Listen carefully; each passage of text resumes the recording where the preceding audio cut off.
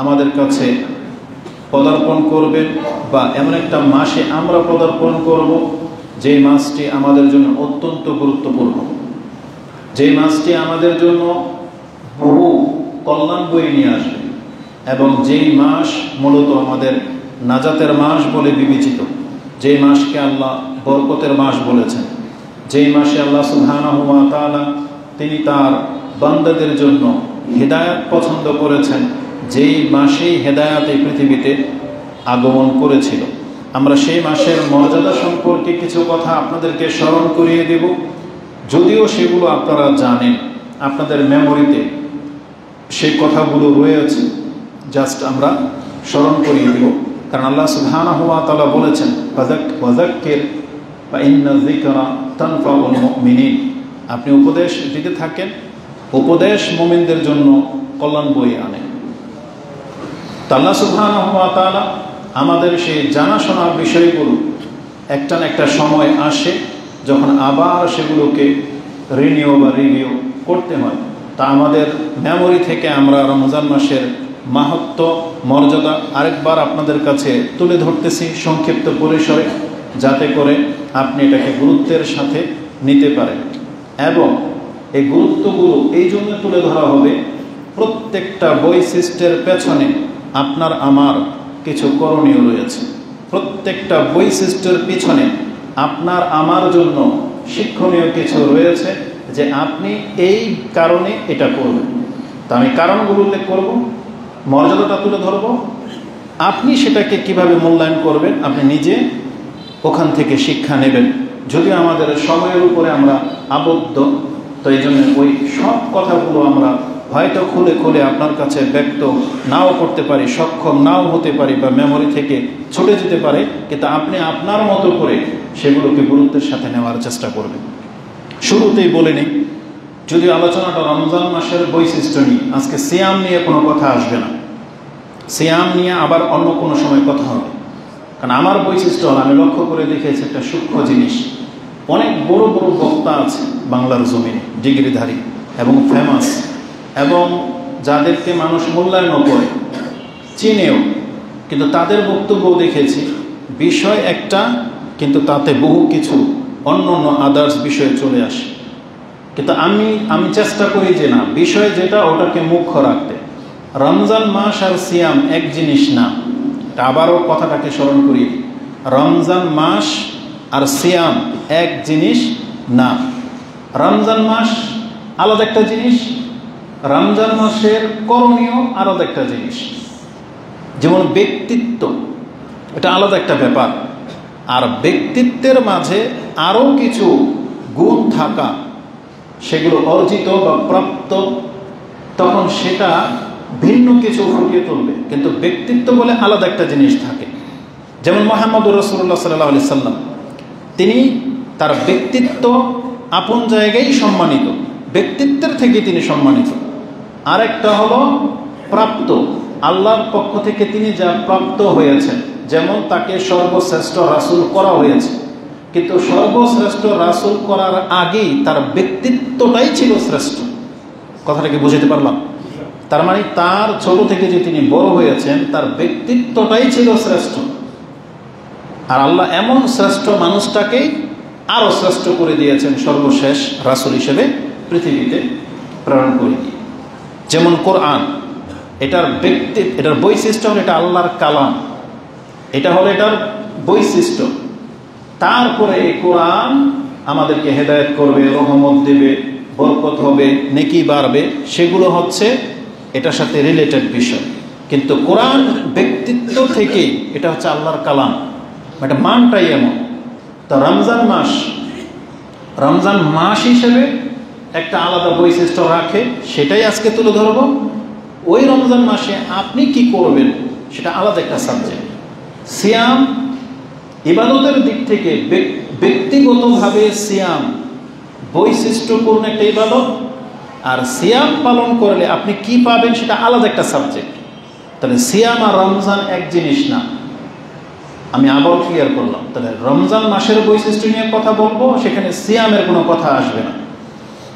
আরেকটা ব্যাপার হলো, যখন বলা হয়েছে যে রমজান মাসে আপনি প্রস্তুতি কি নেবেন। আজকে আসতে আসতে একজন শেখের একটা বক্তব্য মানে দেখছিলাম, কারণ বিভিন্ন শেখদের কাছ থেকে ভালো ভালো কিছু আপনি পাবেন। তার মধ্যে আমাদের গণ্যমান্য যারা সালাফ আলেম রয়েছে তাদের মধ্যে একজন হচ্ছেন, যেমন ধরে নেন মনজুর ইলাহি হাফেজাহুল্লাহ। তো মনজুর ইলাহি হাফেজাহুল্লাহ ভদ্র ভাষায় কথা বলেন। তো তিনি রমজান মাসের প্রস্তুতি নিয়ে হয়তো 1-2 বছর আগে কথা বলেছেন। তা কালকে রাতে ক্লিপটা আসছে, তার মধ্যে এমন একটা কথা যেটা আমি আর আপনি হয়তো ভাবি, তো সেটা হচ্ছে স্মরণ করিয়ে দিই। আপনাকে বলা হয়েছে যে রমজান মাসে আপনি প্রস্তুতি নেবেন, তাহলে রমজান মাসের জন্য যেহেতু প্রস্তুতি, তাহলে প্রস্তুতিটা তো তখন হবে রমজান মাসে আসার আগে, তাই না? এখন রমজান মাস চলে আসছে, এখন আবার কিসের প্রস্তুতি? এই প্রস্তুতিটা তো হলো রমজানের আগে, যার জন্য আপনি প্রস্তুত হবেন সে তো চলে আসছে, এখন আপনার কিসের প্রস্তুতি? এখন যদি আপনি প্রস্তুত হন তাহলে কি হবে জানেন? এলোমেলো হয়ে যাবে। মানে যেই গেস্ট যাকে আপনি অভ্যর্থনা জানানোর জন্য প্রস্তুতি নেওয়ার দরকার ছিল আগে, সে দরজায়, এখন আপনি বলতেছেন মেহমান চলে আসছে, তাড়াতাড়ি করে ঘর গুছাও। রেজাল্টটা কি হবে? সে যত সুন্দর করে গুছান, একটা না একটা ফল থেকেই যাবে। কি ফল? মেহমান ঘরে ঢুকে গেছে, এমন একটা অপ্রীতিকর জিনিস যেটা আপনার ঘরে রয়ে গেছে, আপনি নজরে দেখেন নাই তাড়াহুড়ার কারণে। তো ওই একটা জিনিসে তাকে অসন্তুষ্ট করে দিতে পারে। হয়তো বা বাথরুমটা আপনি পরিষ্কারই রাখেন নাই, তার বাথরুমে যাওয়া প্রয়োজন হতে পারে তাড়াহুড়ায় যেহেতু। তো আপনাকে আগে থেকে প্রস্তুতি নিতে বলা হয়েছিল। এটাকে আপনি নিজের এক্সামের সাথে তুলনা করেন। পরীক্ষা কালকে, প্রস্তুতি কি কালকে নেবেন না তার আগে থেকেই? তার আগে থেকে প্রস্তুতি নিতে হতো। তাহলে পরীক্ষার দিন যারা প্রস্তুতি নেয় তারা ভালো ছাত্র না মূলত। আর এই ধরনের ব্যক্তিদের প্রস্তুতিতে তার কোনো সুফল বয়ে আনে না, কারণ সে সাকসেস হইতেই পারবে না। কারণ এই প্রস্তুতি বরং তাকে আরো মানে বিদঘুটে করে দেবে, প্রশান্তি হারিয়ে ফেলবে। কারণ তার স্বভাব, তার অন্তরের অভ্যাস আর তার ইচ্ছা অনিচ্ছা তখন দ্বন্দ্ব লেগে যাবে, তখন সে চাইলেও পারবে না, সে অপারগ হয়ে যাবে। এই জন্য প্রস্তুতি নিতে হয় আগে থেকেই। মেহমান চলে আসলে ওই সময়টাকে আর প্রস্তুতি বলে না। বিশেষ করে যেই মেহমান আপনাকে জানিয়ে আসবে ডেট, যে আমি কিন্তু অমুক দিন আপনার বাড়িতে আসব, আপনাকে জানানো হয়েছে। আপনি যদি বিচক্ষণ হন, আপনি যদি সেই মেহমানের কদর বোঝেন, তাহলে বাজার ঘাট আপনাকে ওই দিন আসার আগেই করতে হবে, নাকি ওই দিন যে আজকে মেহমান আসবে আপনি তাকে পেয়ে তারপরে বাজার করবেন। তখন রেজাল্টটা কি হবে? হয় তাকে ঘরে বসিয়ে রেখে আপনাকে বাজারে যেতে হবে, আর এই সময়ের মধ্যে তার মেজাজ বিগড়ে যেতে পারে, বা অনেক কিছু ঘটতে পারে, বা আপনার সময় পাস হয়ে যাবে। আরেকটা বিষয় হলো, যে মেহমানকে আপনি আপ্যায়ন জানাবেন বা যার জন্যে আপনি অপেক্ষায় আছেন, আমাদের স্বভাব কিন্তু এইরকমই। যার কাছে যেই মেহমানের গুরুত্ব বেশি, তার কাছে সেই মেহমানের প্রস্তুতিটাও ভিন্ন হয়। সব আত্মীয়, সব মেহমানকে কিন্তু আপনি একভাবে রেসপেক্ট করেন না। কথাটা কিন্তু আমি সিম্পল ভাষায় বুঝাই, আমি আমাদের বাচ্চাদের উদাহরণ দিয়ে বুঝাই। কারণ আমাদের ব্যক্তিত্বে তো অন্যকে দিয়ে বোঝাবো না, আমাদের দিয়ে বুঝাই। বাচ্চাদের স্বভাব হলো, আপনার বাসায় দেখবেন অনেকে আসে, কিন্তু আপনার বাচ্চারা পছন্দ করে তার ওই আঙ্কেলকে, যে আঙ্কেল আসলে ও কিছু গিফট পায়, যে আসলে ও কিছু পায়, ওইটা জেনে গেছে। তাহলে দেখবেন ওনার নাম শুনলে বাচ্চা খুশি হয়। এটা আমি দেখেছি, ফিল করেছি। কেন? কারণ ওরা সরল হয়। ওদের সাথে আহামরি কোনো কিছু সম্পর্ক নাই, কিন্তু একটা চিপস পায় এতেই খুশি, কিন্তু পায়। আর যেই ব্যক্তি অনেক মূল্যবান, অনেক পয়সাওয়ালা, প্রভাবশালী, সে বাসায় আসলে ও যখন একটা চিপসও পায় না, এই ব্যক্তির নাম শুনলেও যত বড় ব্যক্তিত্বই হোক না কেন, এই বাচ্চার কোনো কদরই করে না। এটাকে আপনারা ফিল করেছেন? বাচ্চাদেরকে দিয়ে বুঝাই না। আমাদের স্বভাব, বড়দের স্বভাব, যে ব্যক্তির সাথে সম্পর্ক আপনার ভালো, মানে যার কাছ থেকে আপনি অনেক বড় কিছু হেল্প পান, সাপোর্ট পান, না চাইলেও পান, সে যদি আপনার বাসায় আসে, নিশ্চিত আপনি কিন্তু অন্যরকম একটা আনন্দ ফিল করেন না? কারণ সে আসবে আমাকে কিছু দেওয়ার জন্য, আমার কাছ থেকে কিছু নেওয়ার জন্য না। এটা আমরা সবার মেন্টালিটি কিন্তু এটাই, যে আমাকে দেওয়ার জন্য আসে তার কদর আমার কাছে ভিন্ন। এবার আপনি এটাকে ইবাদতের দিকে নিয়ে আসেন। রমজান মাস আমাদেরকে কিছু দেওয়ার জন্য আসবে না আমাদের কাছ থেকে কিছু নেওয়ার জন্য আসবে? দেওয়ার জন্য আসবে। তাহলে রমজান আমাদেরকে যেটা দিবে ওই কথাগুলো আজকে আমি আপনাকে স্মরণ করিয়ে দিব, যে কি দেওয়ার জন্য আমাদের কাছে আসতেছে। এখন আপনি এই রমজান মাস পেয়ে এইবার কতটা খুশি হতে পারেন, কতটা আন্তরিকতার সাথে রমজানকে গ্রহণ করার জন্য আপনি প্রস্তুতি নিয়ে রেখেছেন, এটাই হবে আলোচনার মূল বিষয়। এটা খুতবার পরে আপনারা ডিসাইড করবেন যে আমি আর আপনি কি বাস্তবিক এই রমজানকে এইভাবে ফিল করি কিনা, বা এর জন্য আমি আর আপনি কি প্রস্তুতি রেখেছি কিনা। এবার আমি আপনাকে দেখাই আল্লাহ সুবহানাহু ওয়া তাআলা রমজান মাসের বৈশিষ্ট্য সম্পর্কে কি বলেছেন। আমি এক এক করে সেই কথাগুলো আপনার কাছে তুলে ধরবো। যদিও রমজান মাসের বৈশিষ্ট্য আমি যতটা দেখতে পাচ্ছি, যদি সূক্ষ্মভাবে গণনা করা হয় তাহলে 15 থেকে 20টি হবে, তবে আমি আপনার কাছে 11 থেকে 12টা কোট করবো আজকে ইনশাআল্লাহ। আমার ভূমিকাতে যে কথাগুলো আমি বললাম এটা হচ্ছে আমাদের থিঙ্কিং, বিচার থেকে, কিন্তু আল্লাহ সুবহানাহু ওয়া তাআলা কথাটাকে আরও গুরুত্বের সাথে বলেছেন। কারণ আল্লাহ সুবহানাহু ওয়া তাআলা যেটা বলবেন, তিনি হচ্ছেন আমাদের স্রষ্টা, তিনি হচ্ছেন আলিমুল গায়ব, তিনি হচ্ছেন আজিজ, তিনি হচ্ছেন সব কিছুর ঊর্ধ্বে। নিঃসন্দেহে আল্লাহ সুবহানাহু ওয়া তাআলার উদাহরণ এবং বাচন ভঙ্গি, কথা বলার ধরন, আল্লাহ সুবহানাহু ওয়া তাআলা আমাদের শিক্ষা যেভাবে দিতে চেয়েছেন এটার উপরে আর কোনো উদাহরণই চলে না। আল্লাহ সুবহানাহু ওয়া তাআলা আমাদেরকে বলেছেন শুধু রমজান মাস কেন, যেই জিনিসের মাঝে দুইটা জিনিস অন্তত স্মরণ রাখবেন, যে দুইটা জিনিস তোমাকে দিবে, দুইটা জিনিস আছে। এক, তোমাকে মাফ করবে, যেই জিনিসের মাঝে আল্লাহর ক্ষমা নিহিত আছে, আর যেই জিনিসের মাঝে তোমার জান্নাতের কথা আছে, তুমি সেই প্রত্যেকটা বিষয়কে গুরুত্বের সাথে দেখো। এটা আল্লাহ বলেছেন। মানে যে কোনো কিছুর সাথে তোমার দুইটা জিনিস জড়িত, তোমার নাজাত এবং জান্নাত। যে এটা করলে আল্লাহ আমাকে মাফ করে দিবেন, আর এটা করলে আল্লাহ আমাকে জান্নাত দিবেন, মানে আল্লাহর সন্তুষ্টি। এমন প্রত্যেকটা বিষয়কে প্রত্যেকটা মুসলিমের উচিত গুরুত্বের সাথে নেয়। আর কোনো কথা আছে এর মধ্যে? মানে এটা শুধু রমজানের জন্য খাস না, এমন প্রত্যেক সময়, এমন প্রত্যেক কাজ, এমন প্রত্যেকটা মুহূর্ত আমাদেরকে গুরুত্বের সাথে নিতে হবে, যেই সময়, যেই কথা, যেই কাজের সাথে দুইটা জিনিসের সম্পর্ক। আমার নাজাত মানে আল্লাহ আমাকে ক্ষমা করে দিবেন বলেছেন এই কাজটা করলে, আর আমি জান্নাত পাবো, এমন একটা কাজকেও আমাদেরকে মূল্যহীন ভাবা উচিত নয়, সিরিয়াসলি নেওয়া উচিত। যেটা আল্লাহ সুবহানাহু ওয়া তাআলা কোরআনে এইভাবে বলেছেন, যেটা আপনি সূরা আলে ইমরান 3 নম্বর সূরার 133-এ পেয়ে যাবেন। আল্লাহ বলেছেন ওয়াসারিউ ইলা মাগফিরাতিম মির রাব্বিকুম ওয়া জান্নাত। তোমরা প্রতিযোগিতা করো, সারিউ, তোমরা দৌড় দাও ওই সব বিষয়ের দিকে যেই দিকে আসলে তুমি ক্ষমা পেয়ে যাবে এবং আল্লাহর জান্নাত পেয়ে যাবে। এটা আল্লাহ আমাদেরকে জানিয়ে দিয়েছেন সূরা আলে ইমরান। এবং সূরা হাদীদে আল্লাহ বলেছেন সাবিকু ইলা মাগফিরাতিম মির রাব্বিকুম ওয়া জান্নাত। তোমরা প্রতিযোগিতা করো আল্লাহর ক্ষমা যে বিষয়গুলোর মধ্যে আছে এবং যেগুলোর মধ্যে জান্নাতের সুসংবাদ আছে। ওই প্রত্যেকটা বিষয়ের ক্ষেত্রে আমাদেরকে বলা হয়েছে আমরা যেন প্রতিযোগিতায় লিপ্ত হয়ে যাই। কিন্তু আমাদের বাস্তবিক প্রতিযোগিতা হলো মূলত দুনিয়ার জন্য। সেটার জন্য আদেশও করা লাগে না, সেটার জন্য কাউকে শিক্ষাও দেওয়া লাগে না। এটা ব্যক্তির থেকেই আমরা বুঝি। দুনিয়ার কোনো ব্যাপার হলে কারো কাছে সলা পরামর্শ লাগে না, বরং আপনি নিজে থেকেই দেখেন অ্যাডভান্স, আপনি আগেই প্রস্তুত। এটা আল্লাহ সুবহানাহু ওয়া তাআলা ভালো করেই জানেন। তাই আল্লাহ ধর্মীয় ব্যাপারে, পরকালের ব্যাপারে আল্লাহ নিজেই শিক্ষা দিয়েছেন যে সারিউ ইলা মাগফিরা, তোমরা আল্লাহর ক্ষমা পাওয়ার জন্য প্রতিযোগিতা করো।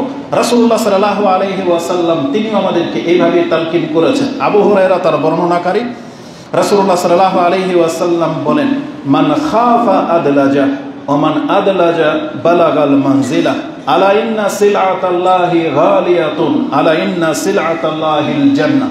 রাওয়াহু তিরমিজি। ইমাম তিরমিজি রাহিমাহুল্লাহ হাদিসটাকে সিফাতুল কিয়ামা 35 নম্বর অধ্যায় এনেছেন। হাদিস হচ্ছে 2450। তাতে রাসূলুল্লাহ সাল্লাল্লাহু আলাইহি ওয়াসাল্লাম বলেছেন যেই ব্যক্তি ভয় পায়, মান খাফা আদলাজা, সেই ব্যক্তি প্রস্তুতি গ্রহণ করে, মানে ভোর রাতেই সে প্রস্তুত থাকে। ওমান আদলাজা বালাগাল মানজিলা, আর যেই ব্যক্তি তার দিন শুরু হওয়ার আগেই প্রস্তুতি নিয়ে নিয়েছে, সেই ব্যক্তি জেনে নেক সে তার টার্গেটে পৌঁছে যাবে। ওমান আদলাজা বালাগাল মানজিলা, তার মানে আমরা যদি জান্নাতকে হারানোর ভয় যদি আমাদের থাকে তাহলে প্রস্তুত হয়ে যান। আর আপনি যদি আজকে প্রস্তুতি নিতে পারেন, এটা আমাদেরকে আশ্বস্ত করা হয়েছে যে তুমি তোমার গন্তব্য পেয়ে যাবে। তার মানে নিরাশ হওয়ার কোনো চান্স নাই, কারণ ওটা তো আল্লাহর কাছে। আর আল্লাহ সুবহানাহু ওয়া তাআলা বিচার করে মানুষের অন্তর এবং কর্ম দেখে যে বাস্তবিকই আমাদের অন্তর সে নাজাত চায় কিনা, বাস্তবিকই আমাদের কর্ম কি এটা নাজাতের কর্ম কিনা, এটার উপরে ডিসাইড করবে আল্লাহ সুবহানাহু ওয়া তাআলা। এই জন্য কিন্তু আল্লাহ সুবহানাহু ওয়া তাআলা, যদিও আমরা নামাজে দাঁড়াই এতগুলো মানুষ, প্রথম কাতারে 100, এভাবে আমরা সবাই মসজিদের ভিতরে নামাজ আদায় তো করি, একই সময় একই রুকু একই সেজদা, কিন্তু সালাম ফেরানোর উপরে বাসায় ফিরি কেউ 10 নেকি নিয়ে, কেউ 700 নিয়ে, কেউ ফিরে ওঢেল নেকি নিয়ে। বিষয়টা এমন না। দান তো একই মাপের সবাই করে, সবাই কি সমান নেকি পায়? কিসের ভিত্তিতে? তার অন্তর এবং তার অবস্থার উপরে ভিত্তিতে। এই জন্য আল্লাহ সুবহানাহু ওয়া তাআলা যার ভয়, যার প্রস্তুতি যেমন, আল্লাহ তার সাথে ওই একই আচরণ করবেন। যে কথাটা রাসূল বলেছেন, মান আদলাজা বালাগাল মানজিলা। তারপর রাসূলুল্লাহ সাল্লাল্লাহু আলাইহি ওয়াসাল্লামের মূল উদ্দেশ্য ছিল জান্নাত, তাই তিনি বলেছিলেন তোমরা ভালো করে জেনে রাখো, আলা ইন্না সিলাতাল্লাহিল জান্নাহ, আলা ইন্না সিলাতাল্লাহি গালিয়া, আল্লাহর সামগ্রী অনেক দামি। আর তোমরা কি জানো আল্লাহর সেই দামি সামগ্রীটা কি? বলছে জান্নাত। জান্নাত এত দামি যে জান্নাতের আধা হাত জায়গা কেনার মতন ক্ষমতা কোনো পৃথিবীর কাউকে দেওয়া হয়নি, বরং বলা হয়েছে পুরো পৃথিবী এবং পৃথিবীতে যত সম্পত্তি আছে সব এক পাল্লায় রেখে দিলে জান্নাতের আধা হাতের জায়গার দাম হবে না। কারণ রাসূলুল্লাহ সাল্লাল্লাহু আলাইহি ওয়াসাল্লাম কি বলেছেন? মাউদিউ সাউতিন ফিল জান্নাহ খায়রুম মিনাদ দুনিয়া ওয়া মা ফিহা। দুনিয়ার চাবুক রাখার একটা জায়গা বা আধা হাত জায়গার কথা আছে, চাবুকটাকে পেঁচিয়ে যেখানে আপনি রেখে দেন, এতটুকু জায়গা জান্নাতের দুনিয়া এবং দুনিয়ার সমস্ত নিয়ামতের চাইতে শ্রেষ্ঠ। কেন হবে না? যেখানে বলা হয়েছে যেটা আমাদের পুরুষদের চাহিদা তো নারী, এই জন্য এক্সাম্পলগুলো আল্লাহ ওইভাবেই দিয়েছেন। আল্লাহ জান্নাতের নারীর মূল্য আপনাকে বলেন, বরং নারীর গায়ের যে ওড়না হবে, ওড়না রাসূলুল্লাহ সাল্লাল্লাহু আলাইহি সাল্লাম বলেছেন জান্নাতে একটা রমণীর ওড়না দুনিয়া এবং দুনিয়াতে যা আছে তার থেকে শ্রেষ্ঠ।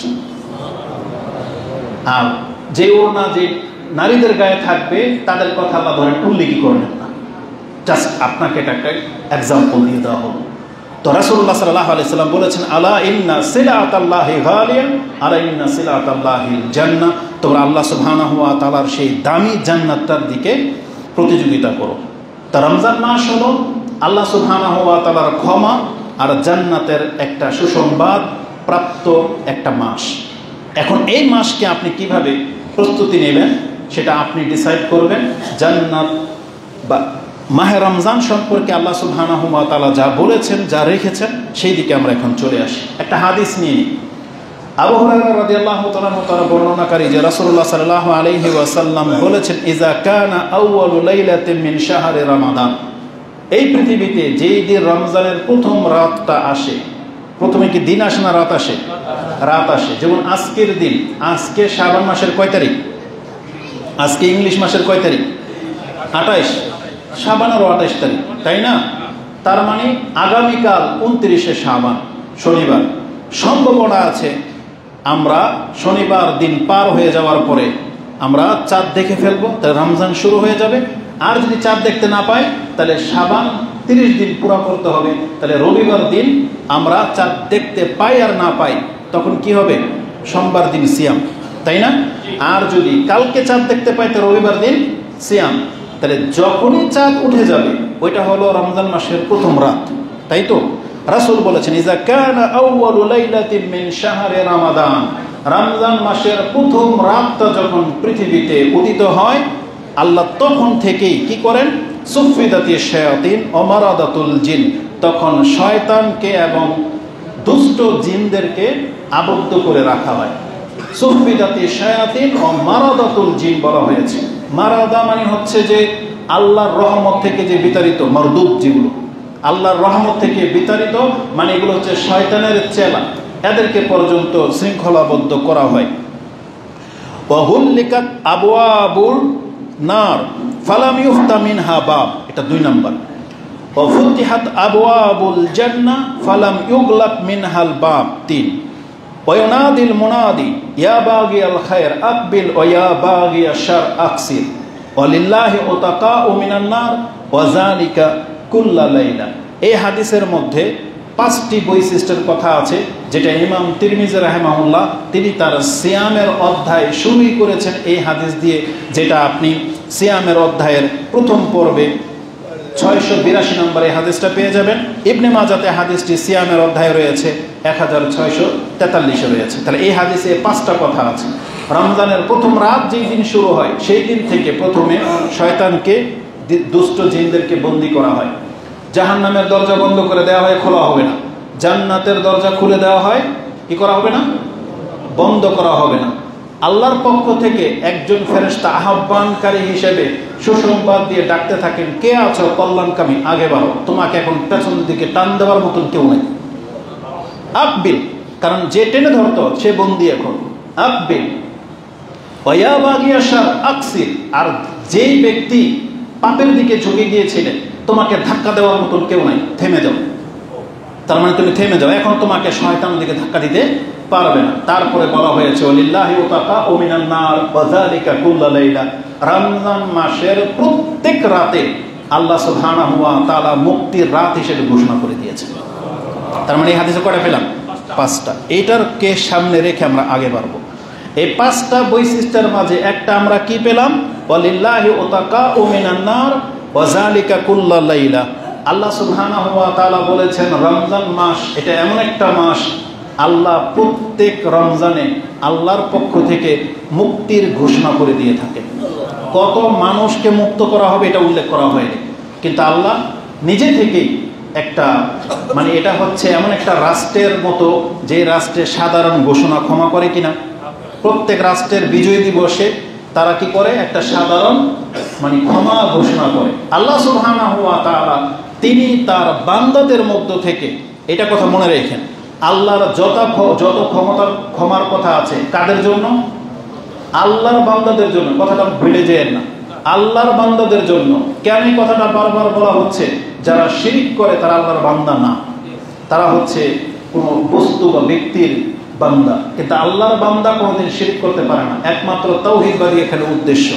আল্লাহর বান্দাদেরকে যারা অপরাধ করে ফেলেছে, আটকে গেছে, তাদের সম্পর্কে আল্লাহ বলতেছেন আল্লাহ একটা সাধারণ ঘোষণা ক্ষমা করেন। আর সেই সময়টা আল্লাহ শাবান মাসের একটা রাতে রেখেছেন। সেই সময়টা প্রত্যেক সোমবারে আসে, সেই সময়টা প্রত্যেক বৃহস্পতিবারে আসে। কিন্তু আল্লাহ সুবহানাহু ওয়া তাআলা এমন একটা মাস আছে যে মাসের সব কয়টা দিনকে আল্লাহ ক্ষমার দিন হিসেবে ঘোষণা করে দিয়েছেন। এটা একটা হাদিস।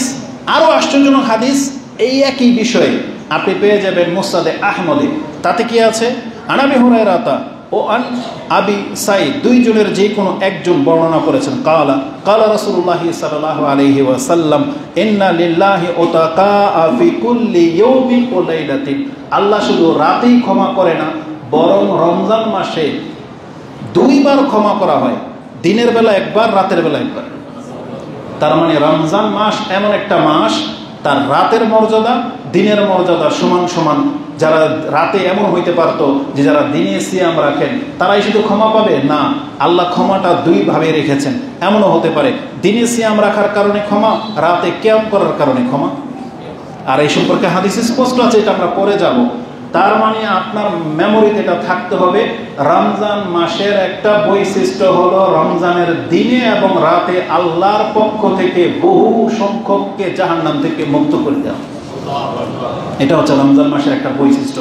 কিন্তু এটা 1 নম্বর বৈশিষ্ট্য না, যদিও আমি এটা দিয়ে শুরু করলাম, আপনি গণনা করেন, ধরে নেন এটা 5 নম্বর বৈশিষ্ট্য, কারণ 5টার একটা হচ্ছে এটা। এই 5টার দ্বিতীয় একটা বৈশিষ্ট্য কি বলা হয়েছে? কারণ আমার কাছে যেটা বেশি ইম্পর্টেন্ট মনে হয়েছে, যেগুলো আপনি আপনার মেমোরিতে নেয়ার মতো আমি ওইভাবে নোটটাকে সাজিয়েছি। দ্বিতীয় বৈশিষ্ট্যটা যেটা 5টার দ্বিতীয়, সেটা কি? রাসূলুল্লাহ সাল্লাল্লাহু আলাইহি ওয়াসাল্লাম কি বলেছেন? সুফিদাতি শায়াতিন ও মারাদাতুল জিন। আল্লাহ সুবহানাহু ওয়া তাআলা রমজান মাসের শুরুতেই শয়তানকে বন্দী করে দেন, আর ওকে খোলা হবে না। এটা আমাদের কি ফায়দা? এটা হচ্ছে জানার বিষয়। এই জন্য আপনাকে এটা প্রথম দিকে আমি উল্লেখ করে দিচ্ছি। এটা এই জন্য যে, কারণ শয়তান মূলত আমাদের প্রকাশ্য শত্রু। আর আপনি জেনে রাখেন, আপনার চলার পথে আপনার শত্রু যদি থাকে, তাহলে অনেক সময় আপনি সাকসেস হতে পারেন না, বরং শত্রুর কারণে আপনি বাধাপ্রাপ্ত হন, বরং আপনার কাজ সুন্দর হয় না। এই শত্রু আপনার ক্ষতি করার চেষ্টা করে। আর বাস্তবিকই যদি সে প্রকাশ্য শত্রু হয়, প্রকাশ্য শত্রু ঘোষণা করে দিয়েছে। মানুষ শত্রু হতেও পারে, নাও হতে পারে, আমরা তাদেরকে চিনি না। অনেক সময় আচরণে আমরা শত্রু মনে করি, অথচ সে শত্রু নাও হতে পারে।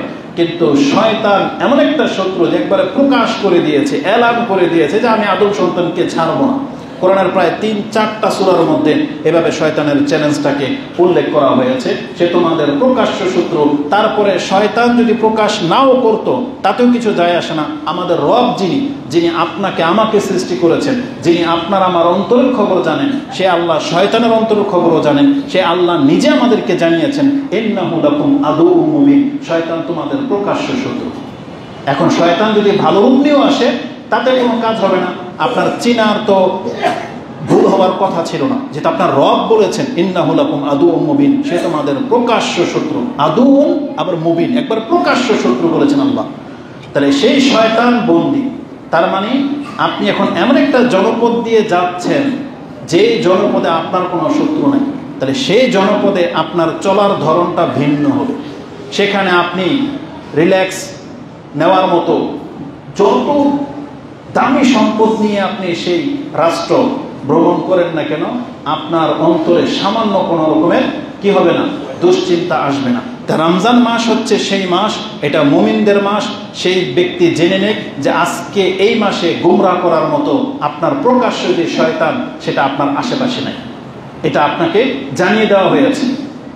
এটা এত বড় একটা এহসান আল্লাহর পক্ষ থেকে করা হয়েছে। আল্লাহ যে চান যে আমরা আগে বাড়ি, এটা হচ্ছে তার প্রমাণ।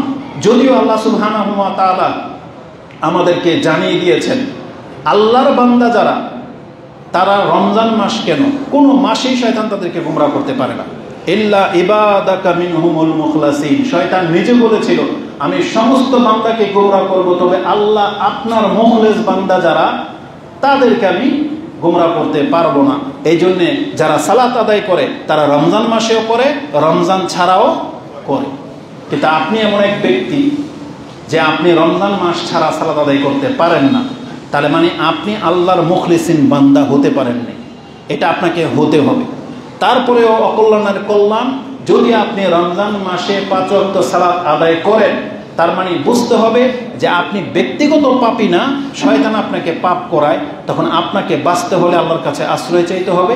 আর এই 1 মাস আপনি শয়তানের সাথে শত্রুতা শক্তি অর্জন করবেন, যাতে আবার ঈদের দিন থেকে আপনি আবার শয়তানের বন্ধু যেন হয়ে না যান।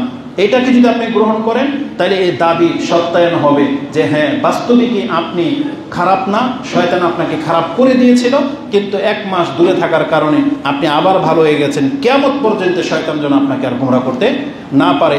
এই কারণগুলো ছিল আল্লাহ সুবহানাহু ওয়া তাআলা শয়তানকে বন্দী করে দিয়েছেন।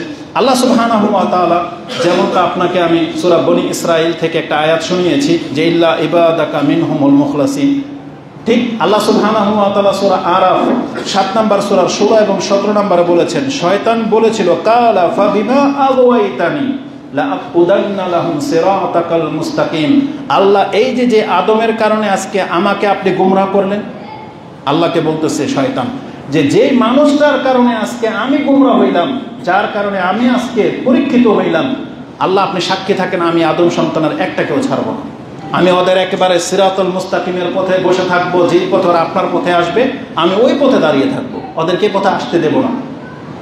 বলা হয়েছে লাআকুদান্নাহুম সিরাতাকাল মুস্তাকিম, একেবারে যেটা সঠিক সরল পথ, সেই পথে বসে থাকবে বলা হয়েছে।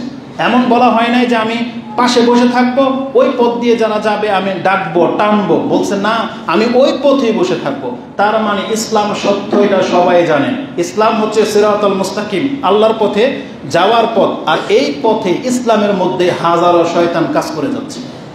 হাজারো শত্রু কাজ করে যাচ্ছে। যদি কথাটা এমন হতো যে আমি সিরাতাল মুস্তাকিমের পাশে বসে থাকবো, তাহলে আমরা বুঝতাম তারা হয়তো হিন্দু, খ্রিস্টান, বৌদ্ধ, নাসারা, ওরা আমাদেরকে ডাকতেছে। কিন্তু শয়তান বলেছে আমি সিরাতাল মুস্তাকিমের উপরেই বসে থাকবো।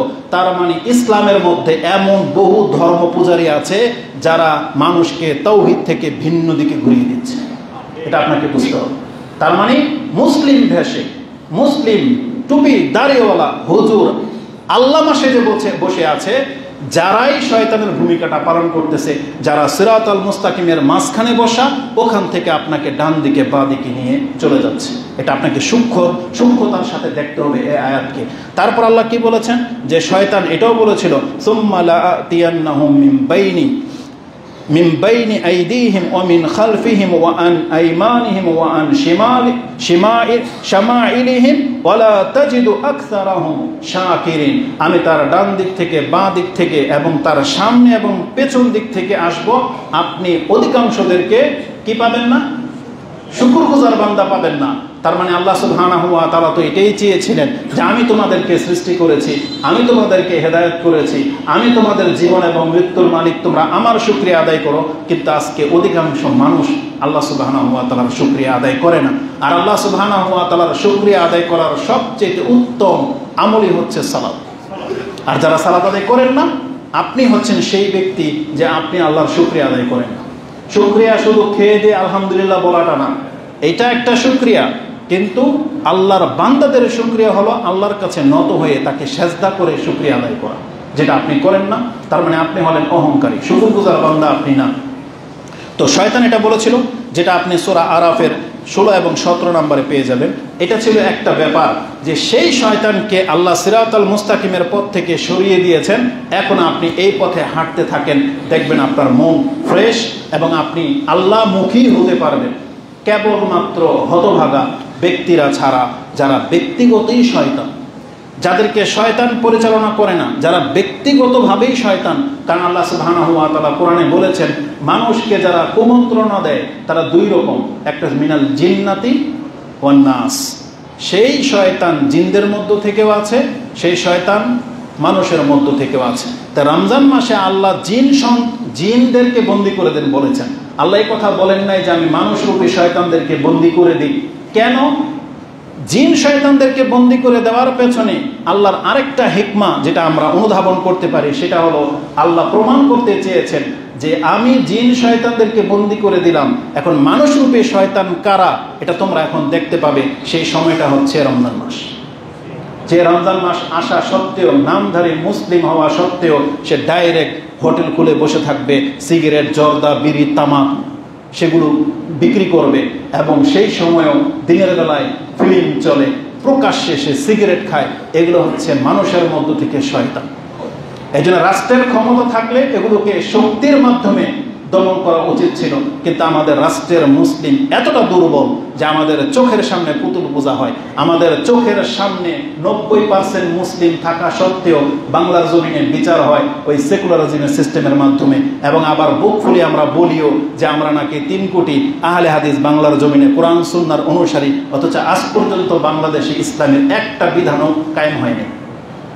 বোঝেন কথা? তাহলে কাল কিয়ামতের দিনের জবাব আপনারা দিবেন যে যেখানে কোরআন সুন্নাহর অনুসারী মানুষ বেশি বসবাস করে সেখানকার নেতা আবার কোনো না কোনো দলের, সেখানে কোরআন সুন্নাহওয়ালা কেউ নেতা হইতে পারেনি।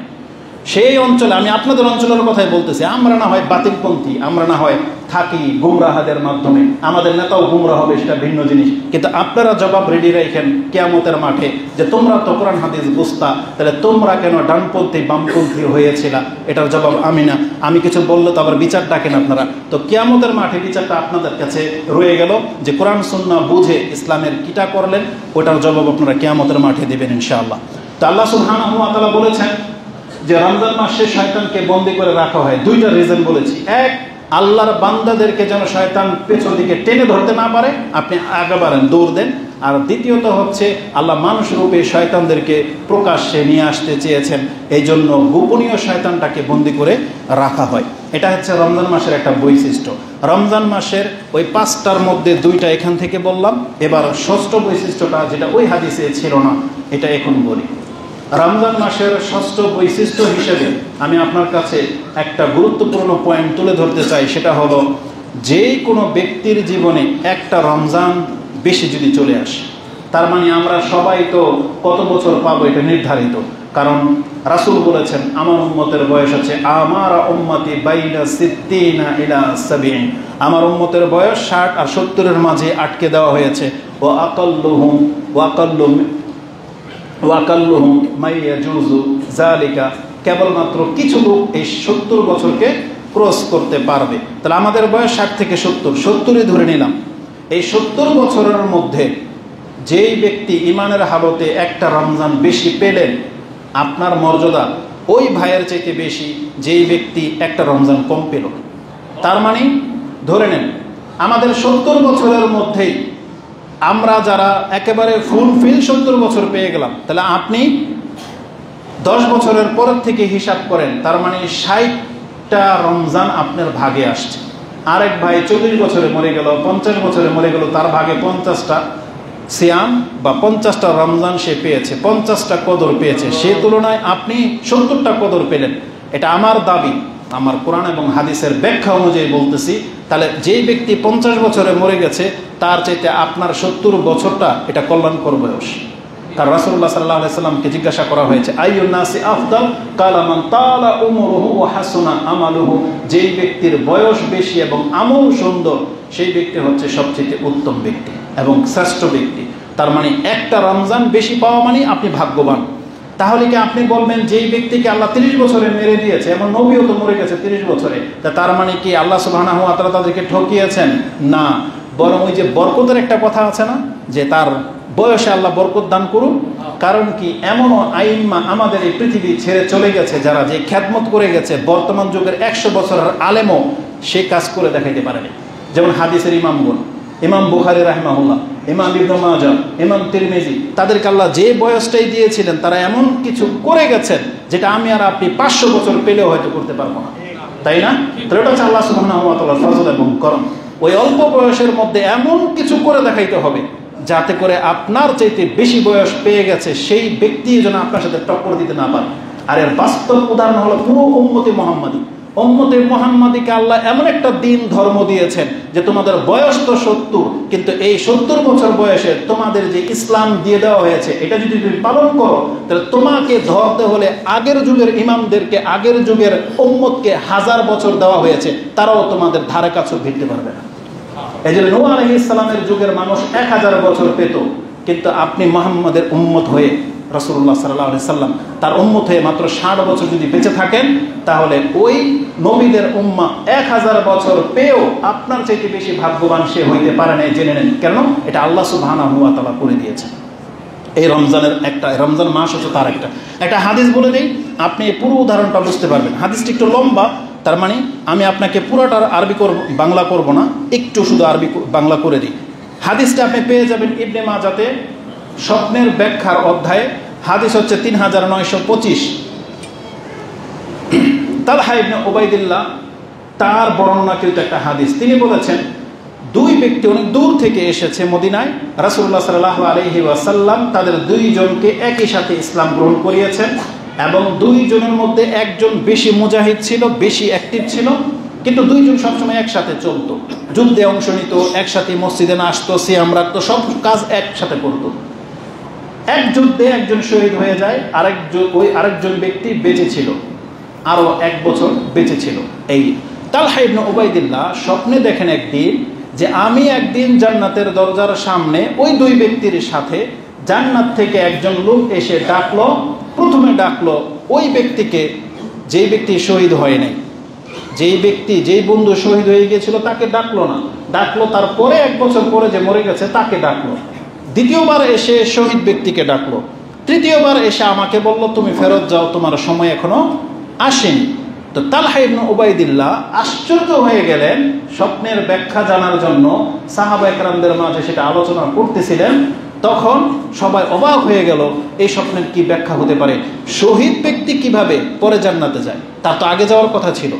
তো রাসূলুল্লাহ সাল্লাল্লাহু আলাইহি ওয়াসাল্লাম, আমরা আবার স্বপ্নের ধর্মে বিশ্বাসী না। এই স্বপ্ন যদি রাসূলুল্লাহ সাল্লাল্লাহু আলাইহি ওয়াসাল্লাম ব্যাখ্যা না করতেন, এটা আমরা কোনোদিন কোট করতাম না। এটা রাসূলুল্লাহ সাল্লাল্লাহু আলাইহি ওয়াসাল্লামের কাছে গিয়ে এটা জানানো হলো। তখন রাসূলুল্লাহ সাল্লাল্লাহু আলাইহি সাল্লাম বলেছেন যে মিন আইয়ে যালিকা তাজাবুন, এই ঘটনার মধ্যে তোমাদেরকে কোন জিনিসটা আশ্চর্যিত করলো, কেন তোমরা অবাক হচ্ছ, কোন বিষয়টাকে কেন্দ্র করে? তখন তারা বলেছিল কালু ইয়া রাসূলুল্লাহ হাযা কানা আশাদ্দার রাজুলাইনি ইজতিহাদান, এই ব্যক্তি তো এই ব্যক্তির চাইতে অনেক বেশি মেহনত করেছে, এমনকি যুদ্ধ করেছে এবং তাকে শহীদও করে দেওয়া হয়েছে, সে তো শহীদ ছিল। সুম্মা তুশহিদা, তাকে শহীদ করে দেওয়া হয়েছে। ওয়া দাখালা হাযাল আখিরুল্লাযী জান্নাতা ক্বাবলাহু, কিন্তু তার পরের ব্যক্তি আগে জান্নাতে কিভাবে ঢুকলো, এটা হচ্ছে আমাদের আশ্চর্য হওয়ার ব্যাপার। তখন রাসূলুল্লাহ সাল্লাল্লাহু আলাইহি ওয়াসাল্লামের জবাব শুনুন। ফাকালা রাসূলুল্লাহ সাল্লাল্লাহু আলাইহি ওয়াসাল্লাম আলাইসা কাদ মাকাসা হাযা বাদাহু সানাতান, এই ব্যক্তি কি তারপরে এক বছর বেঁচে ছিল না? বলতেছে হ্যাঁ বেঁচে ছিল। সুম্মা আদরাকা রমাদান, সে কি রমজান মাস পেয়েছে? বলছে হ্যাঁ পেয়েছিল। ওয়া আদরাকা রমাদানান ফাসামা, সিয়াম রেখেছে? বলছে না। ওয়া সাল্লা কাযা ওয়া কাযা মিন সাজদাতিন, আর এই এক বছরে সে সালাত আদায় করেছে, এত এত এত সেজদা তার আমলনামায় জমেছে। ফিসানা কালু বালা ইয়া রাসূলুল্লাহ, ওয়া ক্বালা রাসূলুল্লাহ সাল্লাল্লাহু আলাইহি ওয়াসাল্লাম ফামা বাইনাহুমা আবাদু মিম্মা বাইনাস সামাই ওয়াল আরদ, এই এক বছরের একটা রমজান মাস পেয়ে যাওয়ার কারণে, সিয়াম রাখার কারণে, সালাত পড়ার কারণে তার আর তার শহীদ বন্ধুর মর্যাদার মধ্যে এতটা দূরত্ব তৈরি হয়ে গেছে যতটা দূরত্ব জমিন থেকে আকাশের আছে। তার মানে এক একটা ইবাদতের মূল্য এত, রমজান মাসের মূল্য এত, যেই ব্যক্তির তকদিরে যত বেশি রমজান পেয়ে যাচ্ছেন, যত বেশি কদর পেয়ে যাচ্ছেন, তার মানে আপনি আপনার আরেক ভাইয়ের চাইতে তত বেশি সম্মানিত পদ পেয়ে গেছেন। এই জন্য এই রমজানকে আপনি কিভাবে রেসপেক্ট করবেন সেটা এখন আপনার ব্যাপার। আমরা যতটা জেনেছি অতটা বললাম আপনাকে। যদিও এই হাদিসের রেফারেন্সে আরেকটা হাদিস আপনার কাছে পেশ করা যেতে পারে, যেটা আবু দাউদে 2524 2524 নম্বরে রয়েছে, যেখানে বলা হয়েছে যে যেই ব্যক্তি একটা সেজদা বেশি দিতে পারবে, এই একটা সেজদাই তার আগের বন্ধুর চাইতে এক ধাপ তাকে আগে বাড়িয়ে দেবে। তো লম্বা করবো না, এই ব্যাপারে শুধু নাম্বারটা বলে দিলাম, 2524 মানে 2524 নম্বরে আবু দাউদে আপনি পেয়ে যাবেন। তা রমজান মাসের ষষ্ঠ বৈশিষ্ট্য আমরা কি পেলাম, যে যেই ব্যক্তির নসিবে একটা রমজান বেশি চলে আসছে, সেই ব্যক্তি আরেক ব্যক্তির চাইতে বেশি সম্মানিত হওয়ার যোগ্যতা রাখেন। এখন এই রমজানকে আপনি কিভাবে কদর করবেন আপনি ডিসাইড করে নেন। রমজান মাসে আল্লাহ সুবহানাহু ওয়া তাআলা এমন একটা বৈশিষ্ট্য রেখেছেন, এটা হচ্ছে রমজান মাসের সপ্তম বৈশিষ্ট্য, যে রাসূলুল্লাহ সাল্লাল্লাহু আলাইহি ওয়াসাল্লাম বলেছেন ফি কুল্লি ইয়াউমিন ওয়া লাইলাতিন লিকুল্লি আবদিন মিনহুম দাওয়াতুন মুস্তাজাবাতুন। আপনার অবগতির জন্য স্মরণ করিয়ে দিই, আমরা সবাই জানি মুস্তাজাবু দাওয়া হলেন প্রত্যেক নবী এবং রাসূল, তাদের দোয়া আল্লাহ কি করেন? কবুল করেন। এই উম্মতের বহু ব্যক্তিরা আছেন যারা মুস্তাজাবু দাওয়া পর্যায়ের, যেমন হতে পারে সেটা আবু বকর সিদ্দিক, হতে পারে ওমর, যে তাদের সম্পর্কে সরাসরি বর্ণনা নাই বিদায়, কিন্তু এটা আমাদের ঈমান। অবশ্যই আল্লাহ সুবহানাহু ওয়া তাআলা তাদেরকেও মুস্তাজাবু দাওয়ার পর্যায়ে নিয়ে যান। কারণ কি, এটা কেন বললাম? কারণ আমাদের কাছে এটার ইঙ্গিত আছে। যেমন ওমর রাদিয়াল্লাহু তাআলা আনহু, তিনি কি বলতেন, আমার অন্তরে ইসলামের ব্যাপারে যেই রকমের আমি ফয়সালা কামনা করেছি, আলহামদুলিল্লাহ আল্লাহ আমার ফেভারেই কি করেছেন? হুকুম নাজিল করেছেন। পর্দার ক্ষেত্রে, মদের ক্ষেত্রে, এগুলো সব ওমর রাদিয়াল্লাহু তাআলার চিন্তা ছিল, আল্লাহ কেন পর্দাকে ফরজ করেন না, আল্লাহ কেন মদকে হারাম এখনো ঘোষণা করতেছেন না। তার মানে এগুলো মানুষের জন্য ক্ষতি। সুবহানাল্লাহ, আল্লাহ ওই অনুকূলেই ফয়সালা নাজিল করে দিয়েছেন। তাহলে তারা যে মুস্তাজাবুদ দাওয়া, এটা হচ্ছে তার ইঙ্গিত বহন করে। কিন্তু প্রকাশ্যভাবে রাসূলুল্লাহ সাল্লাল্লাহু আলাইহি ওয়াসাল্লাম এক ব্যক্তিকে সার্টিফাই করেছিলেন। কে ছিলেন তিনি? ইয়ামানের একজন ব্যক্তি, ওয়াইজ করুনি, তাই না? ওয়াইজ আল কারনি, যাকে রাসূলুল্লাহ সাল্লাল্লাহু আলাইহি ওয়াসাল্লাম বলেছেন সে হচ্ছে মুস্তাজাবুদ দাওয়া। তার মানে এই উম্মতের মধ্যে এরকম বহু ব্যক্তি আল্লাহ সুবহানাহু ওয়া তাআলা হয়তো সৃষ্টি করে দেবেন, তাদেরকে আমরা চিনি বা নাই বা চিনি। কিন্তু আশ্চর্যের ব্যাপার হলো, রমজান মাস এমন একটা মাস, আল্লাহ এই মাসে প্রত্যেক মুসলিমকে মুস্তাজাবুদ দাওয়া ঘোষণা করে দিলেন। মানে এমন কে আছেন পেরেশানিতে আছেন, এমন কে আছেন মা বোন, এখন আপনি আল্লাহর কাছে দোয়া করুন, আল্লাহ বলছেন তুমি মুস্তাজাবুদ দাও। তোমার একটা দোয়া, দিনের বেলা একটা দোয়া, রাতের বেলা আল্লাহ কবুল করবেন, এটার গ্যারান্টি দিচ্ছেন আল্লাহ। রাসূলুল্লাহ সাল্লাল্লাহু আলাইহি ওয়াসাল্লাম বলছেন ফি কুল্লি ইয়াউমিন ওয়া লাইলাতিন, রমজান মাসের প্রত্যেক রাতে এবং দিনে লিকুল্লি আবদিন, এখানে কিন্তু কোনো ওলির কথা নাই, এখানে কোনো আলেমের কথা নাই, কোনো শেখের কথা নাই। এখানে বলা হয়েছে লিকুল্লি আবেদিন, যারা আল্লাহর বান্দা এমন প্রত্যেক ব্যক্তিকে করে দেওয়া হয় মিনহুম, তাদের মধ্য থেকে দাওয়াতুল মুস্তাজাবাতুন, তাদের মধ্য থেকে আল্লাহ সুবহানাহু ওয়া তাআলা দাওয়াত কবুল করে থাকেন, দোয়া কবুল করে থাকেন। তাহলে এটা হচ্ছে রমজান মাস, এমন একটা মাস। এখন আপনি আল্লাহর কাছে দোয়া করবেন কি করবেন না, এটা আপনাকে ডিসাইড করা উচিত। কতক্ষণ করবেন এটা আপনি এখন থেকে চিন্তা করে নেন যে কতক্ষণ করবেন। তার মানে বলা হয়েছে তোমার সব দোয়া থেকে আল্লাহ কবুল করবেন, এটা গ্যারান্টি রয়েছে। মুসনাদ আহমদে হাদিসটি ৭,৪৫০ রয়েছে। তারগিব ওয়া তারহিবের মধ্যে আপনি ১,০০২ নম্বরে পেয়ে যাবেন। নাসিরুদ্দিন আলবানী হাদিসটাকে হাসানুন সহিহ বলেছেন। ইমাম আহমদ আরেকটা হাদিসে বলেছেন ওয়া ইন্না লিকুল্লি মুসলিমিন ফি কুল্লি ইয়াউমিন দুআউন মুস্তাজাবাতুন ইয়াদউ ফায়াস্তাজিবু লাহ। আর একটু ব্যাখ্যার সাথে তিনি মুসনাদে আহমদে হাদিসটি ৭,১৩৮ রয়েছে। এখানে ডাইরেক্ট মুসলিম শব্দ দিয়ে আসছে যে প্রত্যেক মুসলিম যে দোয়াগুলো করে, যদি সে দোয়া করে তাহলে তার দোয়া কবুল করা হবে, এটা সম্পর্কে এই হাদিস রয়েছে। তাহলে এটা হচ্ছে রমজান মাসের ৭ নম্বর বৈশিষ্ট্য। এই মাসের ৮ নম্বর বৈশিষ্ট্য হলো আল্লাহ সুবহানাহু ওয়া তাআলা এই মাসকে পাপের কাফারা স্বরূপ ঘোষণা করে দিয়েছেন। মানে শাবান মাস আসছে, আপনাকে পাপ মাফ করে দেওয়ার কথা নাই। জিলহজ মাসে যারা হজ করবে তাদের সাথে শুধু সম্পর্ক। মুহররম মাস যারা ওই যে সিয়াম রাখবে তাদের সাথে সম্পর্ক। অন্যান্য মাসের ইবাদতের সাথে এক্সট্রা সম্পর্ক ইবাদতের সাথে, আর রমজান মাসের ইবাদতের সাথে না। মানে রমজান মাসটাই হলো আপনাকে আমাকে ক্ষমা করে দেওয়ার মাস। আল্লাহ ৩টা ধাপ গ্রহণ করেছেন। একটা ক্ষমা হলো আল্লাহ নিজের পক্ষ থেকে, আপনি ইবাদত করেন আর না করেন আপনাকে ক্ষমা করে দেওয়া হবে। আল্লাহ সুবহানাহু ওয়া তাআলা কি বলেছেন? রাসূলুল্লাহ সাল্লাল্লাহু আলাইহি সাল্লাম, ইমাম মুসলিম সেই হাদিস তাহরাতের অধ্যায়ে এনেছেন ৪৪০-এ, যে আসসালাওয়াতুল খামসা ওয়াল জুমআতু ইলাল জুমআ ওয়া রামাদানু ইলা রামাদানা মুকাফফিরাতুম মা বাইনাহুন্না ইজতানাবাল কাবায়ের। যদি কোনো ব্যক্তি কাবিরা গুনাহ থেকে বেঁচে থাকা ব্যক্তি থেকে থাকেন, রমজানের চাঁদ উঠে যাবে, আপনার ১ বছরের ছোট পাপ সব মাফ। তাহলে রমজানকে আমাদের জন্য পাপের কাফারা শুরু করা হয়েছে।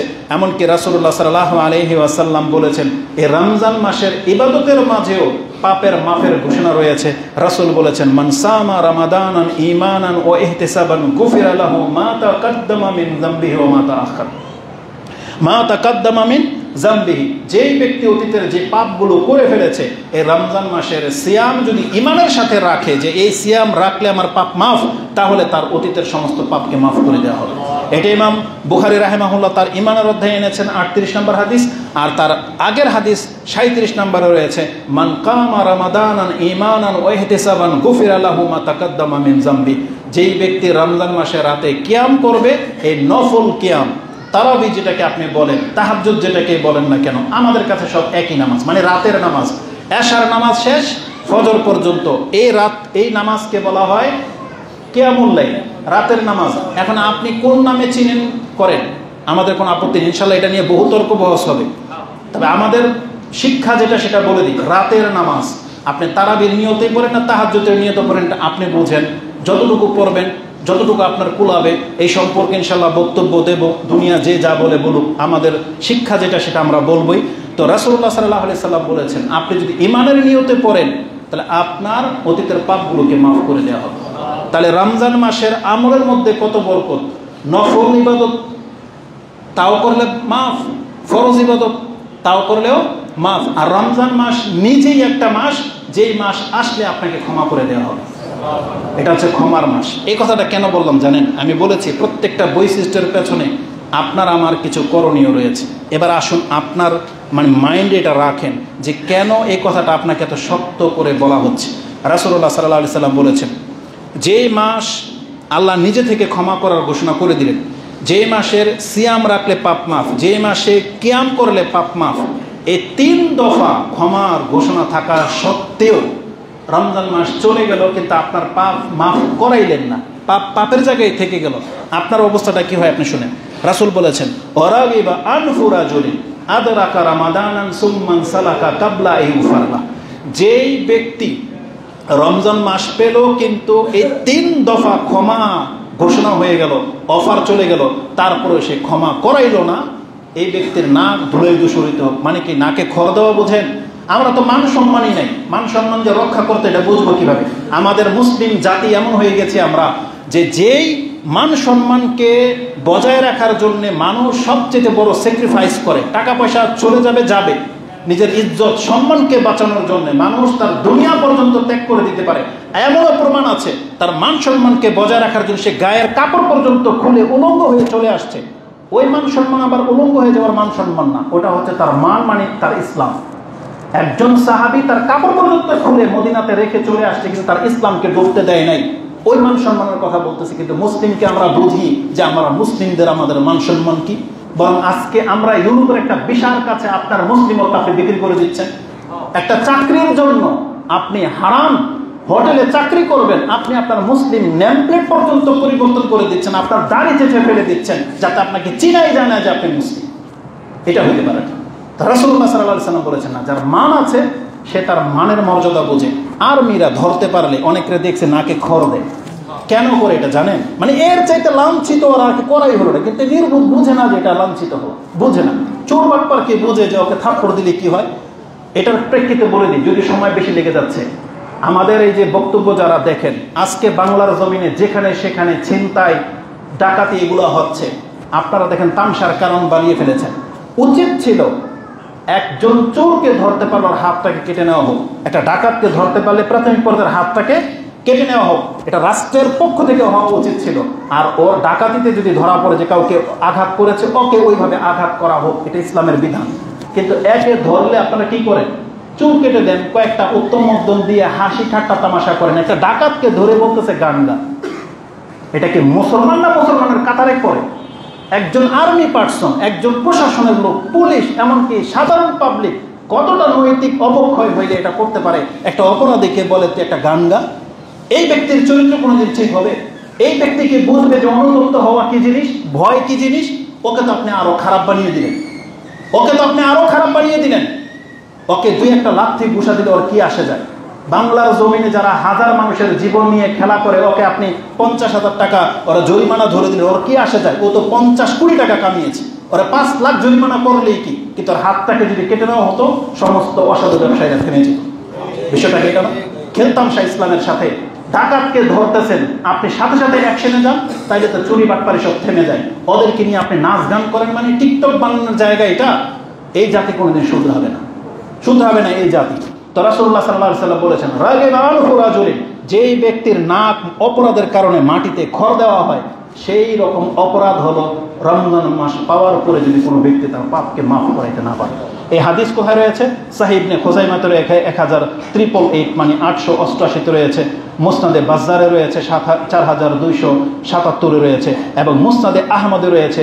রাসূলুল্লাহ সাল্লাল্লাহু আলাইহি ওয়াসাল্লাম বলেছেন, দাখালা আলাইহি শাহরু রমাদানা সুম্মান সালাকা কাবলা আইয়ুগফারলা ফাদাখালান নার।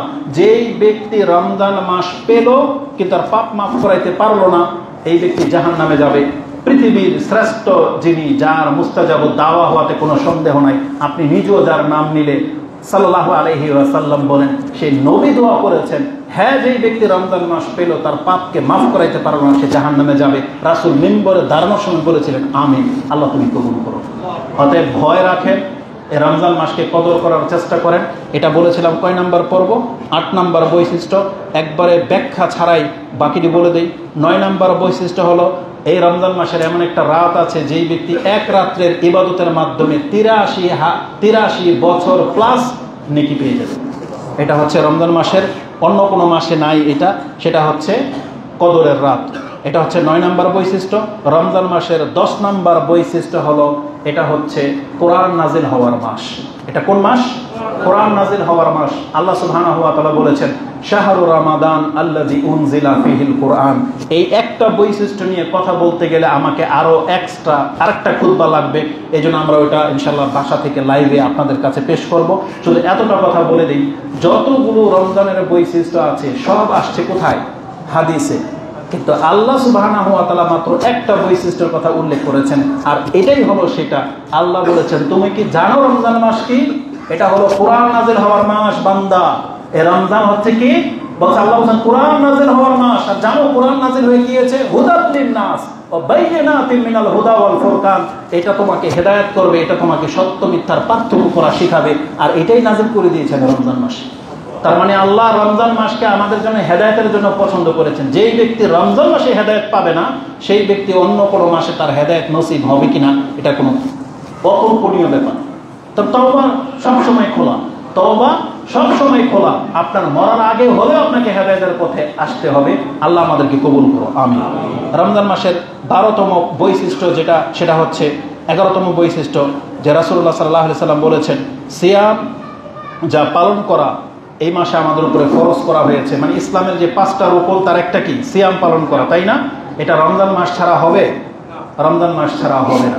যার ওযর আছে, অসুস্থ বা সফরে আছে তার হবে, কিন্তু যেই ব্যক্তির কোনো ওযর নাই, ফামান শাহিদা মিনকুমুশ শাহরা ফালিয়াসুম, যেই ব্যক্তি রমজান মাস পেয়ে গেলেন, আপনার উপরে বাধ্য, আপনি রমজান মাসের সিয়াম আপনাকে রাখতেই হবে। তাহলে রমজান মাসের এটা হলো 11 নম্বর বৈশিষ্ট্য যে এই মাসে ইসলামের একটা রুকুনকে ফরজ করা হয়েছে, যে আমাদেরকে রমজান মাসে সিয়াম রাখতেই হবে। এই বৈশিষ্ট্যের মধ্য থেকে এই কথাগুলো রয়েছে। এখান থেকে আপনি আপনার প্রস্তুতির কথা জেনে নেন। আমি শুধু দ্বিতীয় খুতবায় সিয়ামকে হেফাজত করার 3টা পয়েন্ট বলবো। সুবহানাকাল্লাহুম্মা ইবাদাল্লাহ, আকুলু লিকাউলি হাযা আস্তাগফিরুল্লাহ লি ওয়া লাকুম ওয়া লিসাইরিল মুসলিমিন ফাস্তাগফিরু ইন্নাহু হুয়াল গফুরুর রহিম।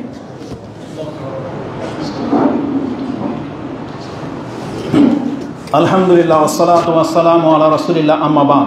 আমি আর বেশি লম্বা করব না, যেহেতু একদিন পরেই যেহেতু সিয়াম, আরেকটা খুতবা আপনি পাচ্ছেন না, তাই বাধ্য হয়ে এই 5টা মিনিট আমাকে দিতেই হবে। সেটা হচ্ছে আমরা ইনশাআল্লাহুল আজিজ যতগুলো ব্যক্তি এই মসজিদে উপস্থিত হয়েছেন, আপনি অন্তর থেকে সাহস যোগান। প্রথম কথা হচ্ছে আপনাকে এটা নিতেই হবে যে রমজানের সিয়াম আমার উপরে ফরজ, আমি মুসলিম হলে আমাকে সিয়াম রাখতেই হবে। এটা হচ্ছে আপনার শিক্ষা, এখান থেকে নিয়ে যান। তারপর আপনি রাখেন না রাখেন আপনি আর আপনার রব জানেন। আমাদের যেটা বলার সেটা বললাম। ওমর রাদিয়াল্লাহু তাআলা আনহু যুগে তিনি একজন ব্যক্তিকে নেশাগ্রস্ত অবস্থায় পেয়ে তাকে লান্তান করেছেন এবং প্রহার করেছেন, বেত্রাঘাত করেছেন যে তোমার উপরে আক্ষেপ হয়, ধ্বংস হও তুমি, আমাদের বাচ্চাদেরকে আমরা সিয়াম রাখাই আর তোমার মতন ব্যক্তি তুমি সিয়াম রাখো নাই। এখানে 2টা জিনিস ইঙ্গিত করা হয়েছে। এক, যে শাসকের কাজ প্রহার করা, যে ব্যক্তি সিয়াম না রাখবে তার বিচার হওয়া উচিত। আর আমাদেরকে শিক্ষা দেওয়া হয়েছে, আপনার লজ্জা করা উচিত যে রাসূলুল্লাহ সাল্লাল্লাহু আলাইহি ওয়াসাল্লামের যুগের সাহাবা একরামদের বাচ্চারা পর্যন্ত সিয়াম রাখে। ধার্মিক পরিবারের বহু, এমনকি অধার্মিক বহু বাচ্চারা আছে সিয়াম রাখে। আপনার মতো একটা জ্যান্ত মানুষ আপনি সিয়াম পালন করেন, আপনার লজ্জা হওয়া উচিত। এটা পুরুষ এবং মহিলা সবাইকে বললাম। আপনার মানুষত্ব বোধ থাকতে, মুসলিমত্ব যদি আপনার ফিলিংস থাকে, তাহলে আপনি কোনোদিন সিয়াম ছাড়তে পারেন না। আল্লাহ তুমি আমাদেরকে তৌফিক দান করুন। আল্লাহ তুমি আমাদেরকে রমজান মাসে পৌঁছে দাও এবং এই রমজানে হক আদায় করে তোমার শুকরিয়া আদায় করার তৌফিক তুমি আমাদেরকে দান করো। এই রমজানকে আপনি হেফাজত কিভাবে করবেন জানেন? শুধু আপনার খাদ্য পানীয় ছেড়ে দেন, আপনার অভ্যাসটাকে পরিবর্তন করেন। রাসূলুল্লাহ সাল্লাল্লাহু আলাইহি ওয়াসাল্লাম থেকে 3টা হাদিস 1 মিনিটের মধ্যে আপনাকে বলে দিচ্ছি। মান লাম ইয়াদা কাওলা যুর ওয়া আমালা বিহি ফালাইসা লিল্লাহি হাজাতুন আইয়াদা তাআমাহু ওয়া শারাবা।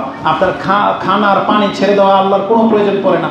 আল্লাহ শুধু সিয়ামের মাধ্যমে চাচ্ছেন আপনি আপনার মিথ্যা ছেড়ে দেন, আপনি আপনার ধোঁকাবাজি ব্যবসাটা ছেড়ে দেন। আল্লাহ শুধু এটা চাচ্ছে। এক।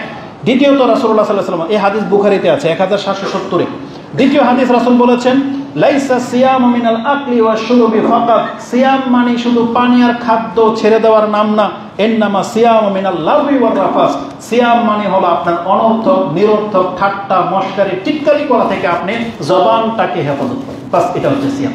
তার মানে খারাপের দিকে যেতেই বলা হয়নি। জেনা তো দূরের কথা, ফাহেশা তো দূরের কথা, বলছে লাগো, তুচ্ছ তাচ্ছিল্য, ঠাট্টা ফাইজলামি থেকে মুক্ত থাকার নাম হচ্ছে সিয়াম। এই জন্য আপনি সিয়াম রেখে কোনোদিন টিভি, গান বাজনা, এই টিকটক এগুলোর মধ্যে জড়াইতে পারেন না। এটা ছেড়ে দেওয়ার নামটাই হলো সিয়াম। এই হাদিস কোথায় আছে? এই হাদিসটা 4টা কিতাবে আছে। সহিহ ইবনে হিব্বানের 1996, আল হাকিম ফিল মুস্তাদরাক 1570, সুনানুল আল কুবরা লিল বাইহাকি 8312, সহিহ ইবনে হিব্বান 3479 এবং সর্বশেষ হাদিস রাসূল বলেছেন, রুব্বা সাইমিন লাইসা লাহু মিন সিয়ামিহি ইল্লাল জু ওয়া রুব্বা কাইমিন লাইসা লাহু মিন কিয়ামিহি ইল্লাস সাহার। দুই শ্রেণীর মানুষের কথা বলা হয়েছে। কতক ব্যক্তি সিয়াম রাখবে কিন্তু তার আমলনামায় লেখা হবে শুধু খিদার কষ্ট, আর কতক ব্যক্তি তারাবি পড়া ব্যক্তি আছে লেখা হবে নাইট গার্ড, মানে রাত জাগা ব্যক্তি, তার নেকির চেরানাও লেখা হবে না। আমরা বলতে পারি নিঃসন্দেহে যারা সিয়াম রাখা অবস্থায় লাগো এই দুষ্টামি ফাজলামি কাজগুলো করেন আপনি নেকি শূন্য উঠবেন, আর যারা স্প্রিং এর মতো তারাবির নামাজকে বেছে নিয়েছেন আপনার আমলনামার মধ্যেও রাত জাগা ব্যক্তির লেখা হবে, আপনার তাহাজ্জুদ গুজার ব্যক্তির লেখা হবে না। আল্লাহ এই দুই ধরনের ব্যক্তিদের কাছ থেকে আমরা তোমার কাছে আশ্রয় কামনা করতেছি। আল্লাহ তুমি আমাদেরকে মুক্ত করো এবং আমাদের ইবাদতকে আল্লাহ তুমি সুন্দর করো, এবং যেই ইবাদত তোমার কাছে কবুলযোগ্য হয় আল্লাহ তুমি সেই ইবাদত সেই